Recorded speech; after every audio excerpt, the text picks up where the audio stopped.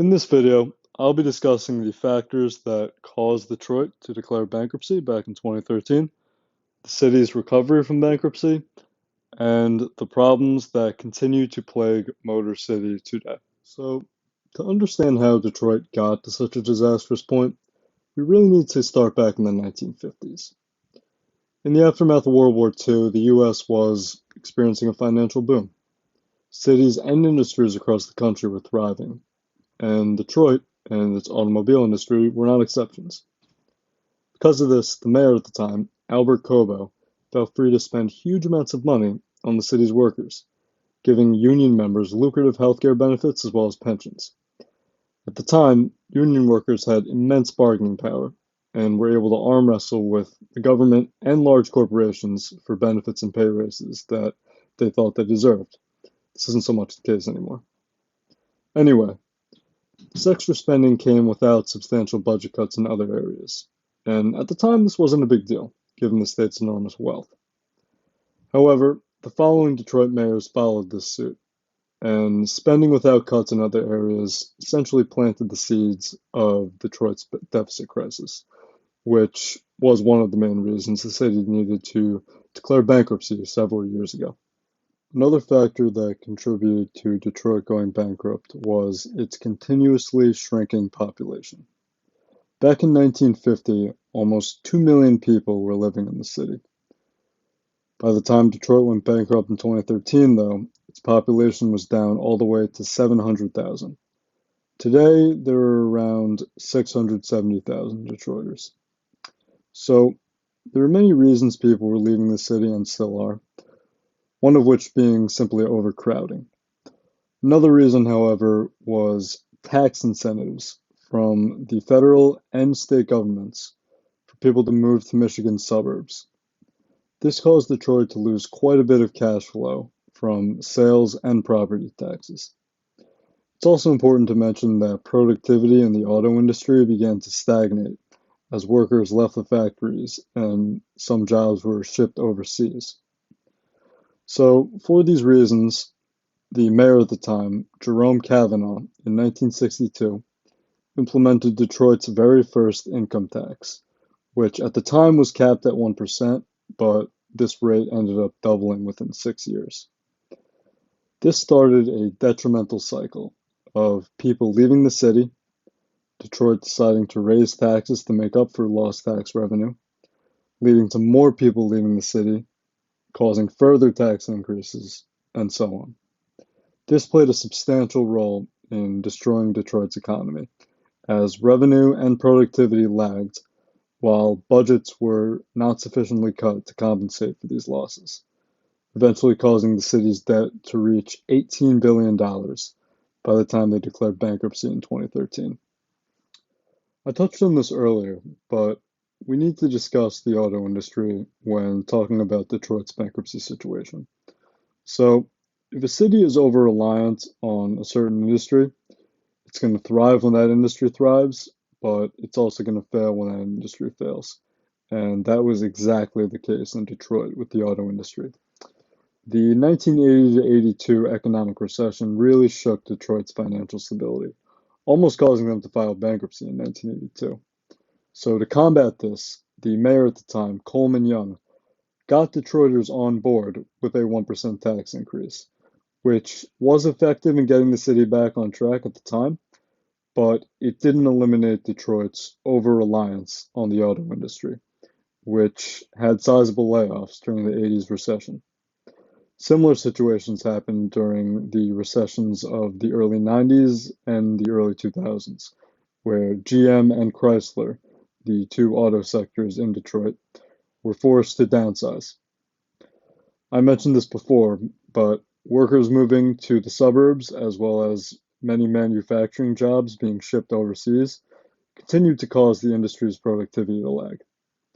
Anyway, after the stock market crashed in 2008 and the US neared depression levels, it became obvious that Detroit was going to collapse. Even with help from Michigan, which was not much, and I'll touch on that later, and with President Obama bailing out GM and Chrysler in 2010. The final main factors in Detroit's deterioration that I'll be discussing are the racial issues that have impacted the city's black community since the 1940s, when Southern blacks began to migrate to Detroit for manufacturing work. Many white factory workers believed that black people were moving north to take their jobs, so tensions were fierce between laborers. After integration in the mid-60s, the two groups largely refused to work with one another, causing mass riots in 1967. Eventually, tempers died down, and Detroit's black population began to explode. During the '67 riots, Detroit was one-third black, up from 15% in 1950. Today, roughly 82% of the city's demographic is African American. With this in mind, it is no surprise why the city has remained so impoverished, since such a large portion of Detroit's population has been affected by systemic racism. One example of this lies within the city's real estate industry. Despite redlining being federally outlawed in 1968, housing discrimination has continued to varying degrees for the past 50 plus years, dooming black families to remain living in rundown neighborhoods. Racial bias has stemmed throughout housing industries for hundreds of years, and this problem was, and still is, especially problematic in Detroit. The criminal justice system has arguably played an even larger role in keeping black families in dire situations, and this was exacerbated by Richard Nixon's war on drugs, which was essentially the war on black people. There are many stats to back this up. Even today, black people on average receive 20% longer prison sentences than white people do for the same crimes. Black people are 3 times more likely to be convicted of a crime they did not commit. Black people are 4 times more likely to be arrested on a weed charge, despite using marijuana at similar rates as white people. I could go on. The point is, with African Americans representing an enormous portion of Detroit's population, and with them experiencing significantly worse circumstances than white Detroiters on average, it's no surprise why the city remained so poor throughout the decades and eventually collapsed. There were several other reasons why Detroit went bankrupt, one of them being its history of corrupt politicians. Almost every Detroit mayor since the '50s has been involved in some sort of scandal, the most notorious of them being Kwame M. Kilpatrick. He brought in a decent amount of revenue for the city in the 2000s, but he made terrible budget decisions, destroyed their deficit, and is, believe it or not, currently serving a 28-year sentence for racketeering, fraud, and extortion. Hmm. Unions in the city have been very powerful since the '50s and had been successful in preventing politicians from cutting their benefits, whether they did so ethically or not. I'm not advocating against unions, but there is strong evidence to suggest that they played a role in Detroit eventually needing to file bankruptcy. The deficit, obviously an issue, expanded every year. I mentioned this a few times now. Pensions for union workers, I talked about that. The poverty rate in Detroit has been and remains extremely high, something I'll touch on later when talking about the city's current issues. And finally, Michigan state officials were often unwilling to support Detroit with their spending woes or depleting revenue. One likely reason for this was the city's growing black population. The state decided instead to focus on the wealthier and whiter suburbs, leaving Detroit to handle the symptoms of systemic racism that Michigan was ignoring and even worsening. It wasn't until after they declared bankruptcy that the federal government pressured the state to become more involved in the city's affairs. A few months before the bankruptcy filing, Michigan officials appointed senior economist Kevin Orr to inspect Detroit's fiscal situation, and he determined that the city would not be able to continue operating without a restart. So finally, in July of 2013, after decades of deterioration, Detroit, now over $18 billion in debt and its financial sector in shambles, filed for Chapter 9 bankruptcy. This was, at the time, and still is, the largest U.S. municipality bankruptcy filing in history, both by population and by outstanding debt. During its bankruptcy period, which lasted a little over a year, the city had to conduct sizable downsizing projects, as well as cut pensions for many union workers, a move that would have helped them avoid this disaster in the first place. Laborers were, of course, furious about this, but the city had no other choice, as Detroit was in an anemic situation. Many of these pensions, though, were simply delayed until 2024, so workers did not completely lose their retirement benefits, as many of them had anticipated.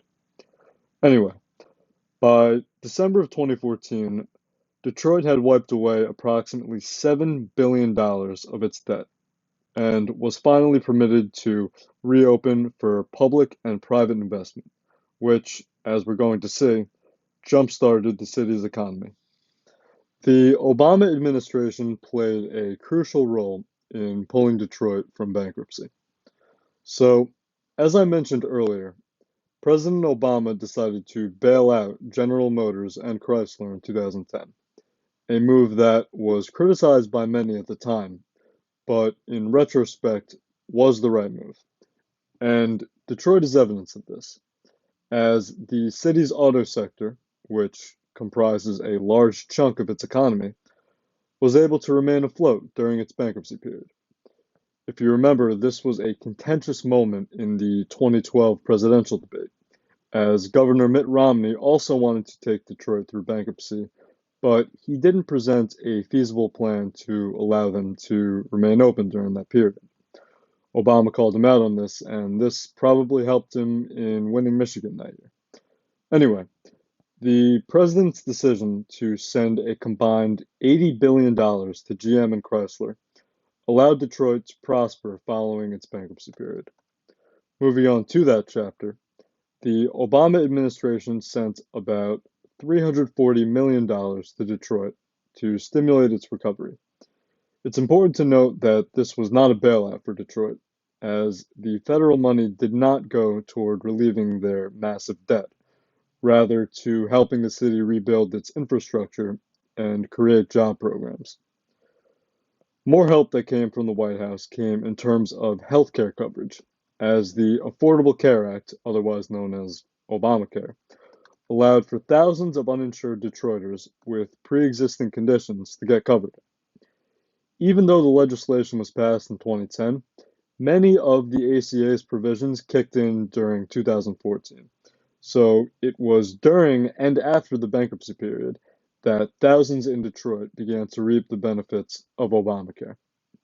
Additionally, many more Detroiters were now eligible for Medicaid, as Governor Rick Snyder, in April of 2014, agreed to the ACA's Medicaid expansion in Michigan. And Snyder, who was otherwise a mostly conservative partisan governor, should be commended for that move, going against his Republican constituents and doing what was best for the people of Michigan. So eventually, Detroit's economy was able to get back on its feet with the help of investors, along with the aforementioned support from the government. The most influential of these investors was Dan Gilbert, the owner of the NBA's Cleveland Cavaliers. Despite Gilbert's controversial past as an owner involving drama with NBA superstar LeBron James, he was instrumental in stimulating Detroit's finances, investing almost $6 billion in Detroit properties and small businesses. He also brought his company, Quicken Loans' headquarters, to Detroit, in turn growing the city's labor force by thousands of workers and giving Detroit far more tax revenue with an expanded tax base. Gilbert, to this day, remains the city's largest taxpayer and employer. Thanks to the help of investors like Dan Gilbert, Detroit's economy has prospered, and the city has been successful in implementing affordable housing projects to fight homelessness and eviction in the city. Furthermore, because of the boom centralized in downtown Detroit, the city's deficit has been continuously reduced, which has helped the city move toward greater financial independence and less reliant on the state and federal governments. However, we have to take these statistics with multiple grains of salt, as the downtown boom has overshadowed the lingering issues of crime and poverty that continue to plague the rest of the city. Despite the progress the city has made, Detroit still is a place riddled with crime and poverty, especially in the sections outside of the downtown area. Detroit is second only to Cleveland in overall and child poverty rate, a strong indication that the city isn't exactly thriving the way we think it is. Also, the public school system across Detroit is largely in shambles, a result of underfunding, which directly ties into my next point, and that is that it is exceedingly difficult to get ahead living in Detroit. And this is evidenced by the city's overall significantly low rate of upward social mobility, meaning people's ability on average to move to a higher socioeconomic standard. This situation would almost certainly improve if there were a more conscious effort to renovate the city's schooling. Detroit leads the US in violent crimes per year with over 13,000. This is a direct result and byproduct of abject poverty. And believe it or not, the city's total crimes have actually been decreasing for the past couple of years, albeit at an almost unnoticeable rate. I discussed this as one of the reasons why Detroit went bankrupt. Michigan state officials have continued to focus their resources on the wealthier and whiter regions of the city. And it is sad that this has happened, but the state figured out that the city would be more profitable if they focused their energy on turning downtown Detroit into a prosperous hub rather than allocating state and federal funds to further support the underprivileged areas of the city. And actions like these have directly tied into the systemic racism that has plagued African Americans for centuries. Because of this underfunding, Black communities have remained impoverished and crime-ridden neighborhoods that have made minimal improvements at best over the past 60 years. Detroit is no different, and with the overwhelming majority of the city's population being Black, Detroit's poverty rate and crime dilemmas are no surprise. I'll conclude by talking about how the coronavirus has impacted Motor City.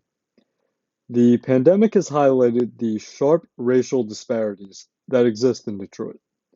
The impoverished and predominantly Black areas of the city have been hit drastically worse than downtown Detroit has been. These areas have seen higher rates of outbreaks and deaths, and a reason for this is that these poor communities have less access to quality healthcare facilities. The CARES Act, which was passed in late March of 2020, seemed great on the surface, a $2.2 trillion relief bill, largely going to help hospitals and healthcare workers deal with the influx of patients from COVID. However, these funds were distributed to hospitals based on their profit margins, so hospitals that had been generating less revenue received significantly less funding than more profitable facilities.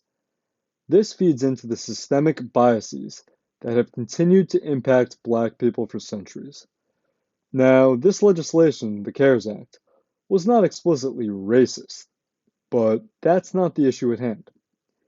If funding were instead distributed based on hospital deaths or cases, Black communities would have been far better off, as their healthcare facilities would have received more help from the government. This was exactly the case in Detroit, as well as in other predominantly Black cities, and was one of the reasons why Detroit has had such a high COVID death rate. This brings me to my final point. The issues that places like Detroit continue to face are not necessarily blatant prejudice against Black people, although that certainly exists. Instead, it's the lack of effort and regard for reversing the problems ingrained in our government and our society. If we're serious about improving the lives of disadvantaged communities in our country, there must be a more focused and centralized effort toward caring for these people, because systemic racism isn't going away on its own. Ignoring the issue, or pretending like it doesn't exist, as many people would like to, will not make it go away. In fact, it may even exacerbate it. Our federal government and our state governments, as well as the more privileged members of our society, must make a conscious effort to work towards solutions that directly aid these communities. And that's about it. Thank you.